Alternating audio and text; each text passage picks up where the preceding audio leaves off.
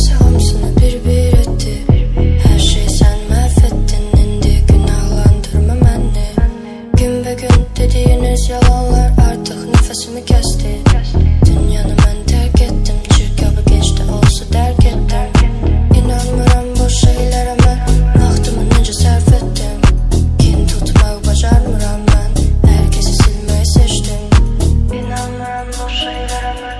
Vaxtımı necə sərf ettim. Kin tutmaq bacarmıram ben. Herkesi silmeyi seçtim. Senle ben bir gel. Sonsuz kainat her birimiz ulduz. Tebessüm senin necədə yarışır. Işığımdan gözlerin kamaşır. Senle ben bir gel. Sonsuz kainat her birimiz ulduz. Tebessüm senin necədə yarışır. Işığımdan gözlerin. Ne derdin varsa kalbime hapsederim. Ama senin derdin olsa kalbimi mahvederim ben. Ne derdin varsa kalbime hapsederim. Ama senin derdin olsa kalbimi mahvederim. Suskun bakışlarım, yorgun dualarım. El çekmir benden, tek koymur beni.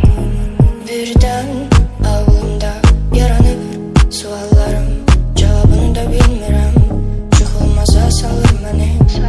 Her şeyden kaçmak için gözlerimi yumuram.